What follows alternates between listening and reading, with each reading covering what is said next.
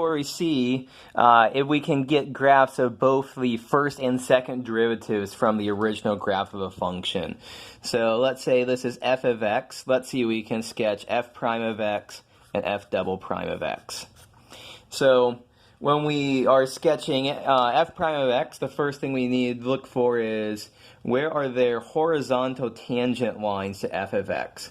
And so I think there's basically around 3 places. That's supposed to flatten out right there.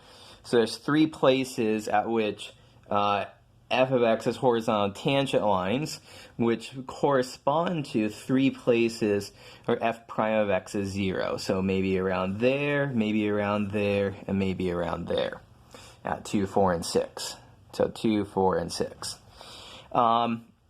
Now let's fill in information about whether f prime of x is positive or negative between things. So between 2 and 4, for example, we see the slope of f of x, so the slope of the tangent lines is negative.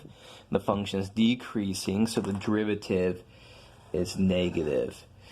Between 4 and 6 now, the function is increasing. The derivative needs to be positive. And then past 6, the function is still increasing, so the derivative needs to be positive again.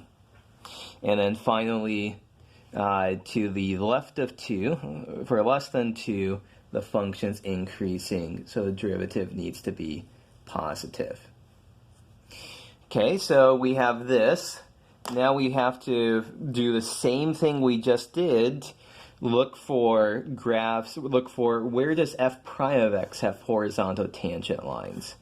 So I think there's 3 places where f prime of x has horizontal tangent lines, at 3, at 5, and at 6. And now we do the same exact thing we just did to go from here to here to go from here to here. So between 3 and 5, f prime of x is increasing. The slopes of the tangent lines are positive, so f double prime of x needs to be increasing. Between 5 and 6, we see negative slopes in here, so that needs to be negative. Past 6, we see that positive slope tangent lines, so a picture looks something like that. For values of x less than 3, we see the slopes of the tangent lines here are negative, and so maybe something like that's going on. So that's how you can go from going from a graph of f of x to f prime of x, we do the same exact procedure to go from a graph of f prime of x to f double prime of x. So we saw that in the simpler example with s t, s prime t, s double prime t, parabola, straight line that's horizontal. Here's an example where it's a little bit more complicated. So practicing stuff like this is a good thing for you to do.